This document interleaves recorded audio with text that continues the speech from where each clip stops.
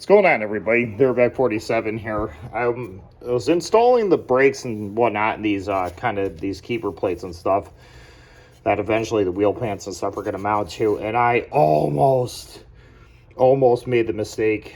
Looks like a couple other YouTubers made and throughout their build and whatnot. The good news is we caught it, and I didn't ruin these plates, which is great. But at the same time, there's a couple different layouts for a couple different style landing gear based on what you have in your aircraft. I have the standard tail dragger nose gear, and there's two separate plates. Now, I want to kind of point this out here. Originally, I kind of set it up. I drilled these out so where I just looked at the top drawing without reading it, and almost made that mistake on that cutout. The good news is I didn't ruin these. Even though it looks kind of square, I can still use that for what we're going to use it for. That square is just going to transfer over here on this side. But on the landing gear that I got, you can see they want you to drill the hole, a 1/4-inch hole, so it marries up with this pin mount on this plate. Now, keep that in mind. We'll go back out here to the aircraft. Bear with me just a little bit here, guys. On the spindles that were provided to me by Sonex, this keeper plate was welded on differently. If you remember on the drawing that I just showed you, on the drawing it has that 1/4-inch hole. Hi, Rooter. Hi. This 1/4-inch hole on this in line with the landing leg right here. So this whole plate, this mounting plate, is kind of like mounted on differently. So what I'm gonna do, right, wrong, or indifferent, because I know the airplane's level. We got the airplane level. That's never gonna change. Is I can't clamp this plate on because this measurement's just not gonna be right. If I drill a hole right there, there's gonna have nothing to mount to. So I'm gonna take my level, put this on here with a clamp, and just I got it pretty tight right now, but I'm gonna rotate this so it's level with the bottom of the airplane and run with it. Then what I'll do is I'll just take my drill here on the back side wherever that falls, a 1/4-inch drill bit, and just burn through that hole in the plate wherever it falls, with this being kind of level. Let me back the tension off on that clamp a little bit. Maybe we can move it here. And I'm hoping that mounts up correctly with the wheel pants, because you don't want the wheel pants to be off at all. It looks like right there is pretty close, so I'll clamp that down. And now I'm just gonna burn that 1/4-inch hole exactly where it sits from the back side, and then we should be good to go. Now, on the calipers on this side, see, I almost made this mistake. I labeled this the right side when this is actually the left side. On the tri-gear, they want everything in the up orientation, where in the standard gear, they want these bleeders and the other fitting facing down. Mechanically, it's not going to matter, but I think it will matter when you go to bolt on the wheel pants. So what I'll do is I'll just marry everything up with that hole and that pin, and that should sit correct, roughly like that. I mean, obviously it's going to turn a little bit regardless. And that'll be exactly how it is to the print. There is a little bit of a cant. It looks like either, I think it's back, it might be forward, whatever it says on the print. There's a little bit of a cant offset from level of the aircraft with a caliper. But this plate has to be level for the wheel pants. So what I'm gonna do is I'm gonna, right, wrong, or indifference, I'm gonna burn that hole. Then I'm gonna put my wheel back on with the pin and the caliper, just loose fit everything, throw the wheel back on, then put the wheel pants over the top of that and see what kind of angle I got because the only concern I have here is when the tail drops down that 4 feet, that how much of a cant am I going to have on the wheel pants. But it looks like on the drawings, the wheel pants, the bottom of the wheel pants, right here, I'm doing this one-handed, guys, so bear with me. It looks like this bottom edge, this flat edge, is level, or at this, you know, parallel, I think I should say, with the bottom of the aircraft. So if I get this plate level, and I know the aircraft's level, or at least get this angle correct, I mean, that should be level's level, the level isn't gonna lie, then hopefully these wheel pants are at the correct orientation when the tail dragger's on the ground. But again, I'm worried if it cants down too far, what I might end up doing is leveling it to that back edge. But I'm kind of here scratching my head, guys. I can't really burn the hole in according to the print because this mount, this keeper plate on the back side's off. So either way, we're gonna make this work. But I think I should keep this plate, the top edge of this plate, at the same cant as that bottom edge because it does taper up a little bit. I think that's what I'm gonna do. It's gonna be a little tricky getting these mounted correctly, but according to the print, this caliper's in the right orientation, the plate's in the right orientation for the standard gear. But there's a little bit of fitting when it comes to this stuff, guys. It's a fun little project, but before I go too hog wild, we should be good. But the good news is, like, I already drilled my hole for the counter pin and stuff. I had everything on there and test fitted, the wheels on, and everything looked great, but the plate just looked wrong.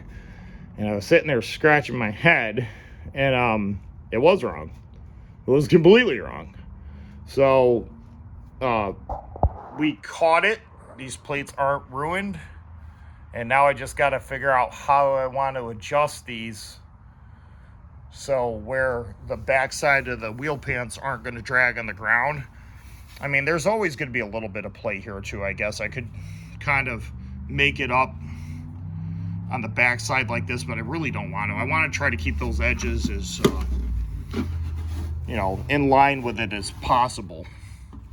I mean, these are built to a certain spec, and they're both built to marry up with this plate right here. So that's where we stand right now with this brake wheel situation. But the good news is landing gear is all installed.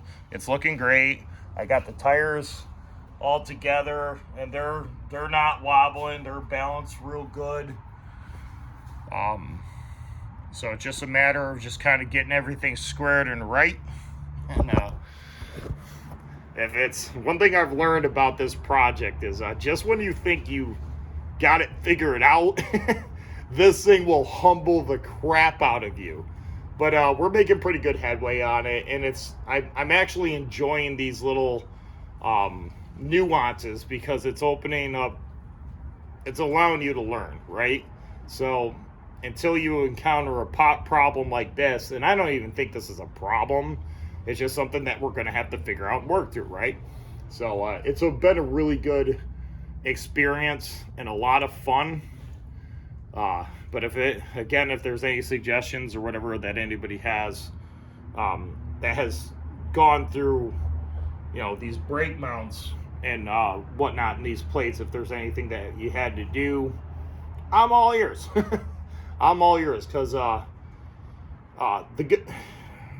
don't want to ruin them, but this sheet aluminum is pretty inexpensive. I mean, if I completely jack this plate up, I have so much aluminum inside the house of this sheet variety is I can literally just trace this out, cut it, you know, re-drill my nut plate holes and just make another plate from the ground up. I really don't want to have to go through that. But if I jack these plates up, it's not the end of the world. So that's where we stand right now in the project, guys. I'm trying to get the forward landing gear together, but it's going good. The holes on the top and the bottom drilled really nicely. I was able to get them done on the drill press. And I actually did these, believe it or not, these holes on the aircraft instead of on the drill press. And I was going to take it off and go back, but the problem is this insert right here that you have to drill through, it looks like it was kind of like put on in a jig, but that's always going to kind of move left or right a little bit, or it was put on by hand. It's slightly off center this way from the overall circumference of this round landing gear.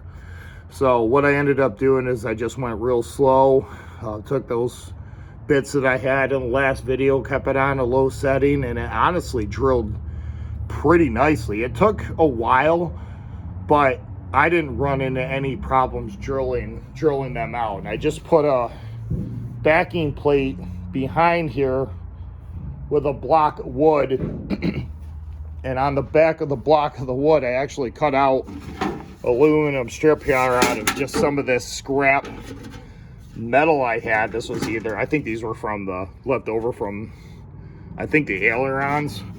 So if I punch through the block of wood, at least it's going to hit the, you know, the metal that's taped onto the back side of that. So that's how I drilled those. And once I got that drilled and these spindles at the correct orientation with the tool, I drilled a 1/8 inch hole and put a rivet in it, just kind of as a temporary thing, just to hold it in place so I could drill it on the drill press. And the reason why I did that is because when I taped it, okay, I taped it really good, it would still, there was still just a little bit of movement in there, left and right on the landing gear. So just to prevent that from happening altogether, I had my boards up against it, had the correct cant. I just took a 1/8 drill bit, drilled a 1/4 inch into that landing gear leg with the spindle, and just put, I think I used the CC P41s, whatever rivet you use for the skins on the, you know, the rib skins on like the flaps and the ailerons, that same rivet. I got a gazillion of them. So I just put it on there as a temporary hold, and there was no way that thing could move. It was just set.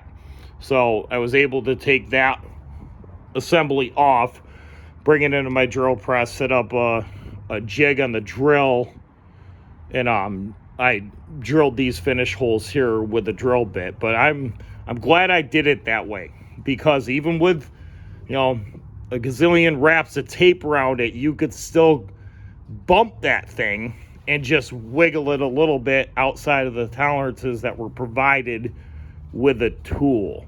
So that's kind of what I did there. Then what I'll do is I'll just take some black paint, spray over that, or just, you know, kind of paint over that. And if I'm landing or something, that thing falls out, who cares?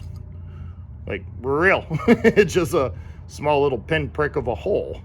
So I don't think it will. I think that'll stay in there for the life of the aircraft. But that's kind of what I did. I thought that was a pretty clever idea. That just guaranteed any chances of that thing wanting to wander. And I'm pretty happy with that. But now I know that I got the brakes in the right orientation. I got the plate in the right orientation.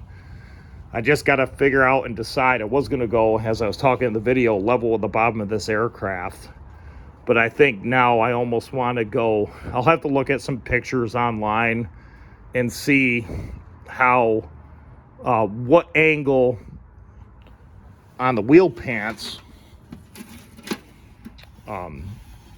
this edge right here is either in line with the bottom edge of this or the bottom edge of the tail. So once I figure that out, if this is tilted slightly up, in line with that tail as you're going through the air. I think that'll be fine. What I'm worried about is, you know, mounting it and having this backside drag on the ground. So I got a little bit of research to do, and again, if anybody has any suggestions or whatever, I'm all ears. But it's been fun. It's been really fun. These brake calipers were really simple and really easy to put together. Same thing with the wheels. I mean, this stuff is pretty uncomplicated. It just takes time, but there is a little bit of fitting. And you wouldn't think this little piece of sheet metal here would make any bit of difference, but man, it actually does. I mean, if this is off, it's going to throw that off. So, all right, everybody, we'll see you on the next video, and we're in the process of tackling this landing gear. It's pretty fun. All right, talk to you later, guys. See ya.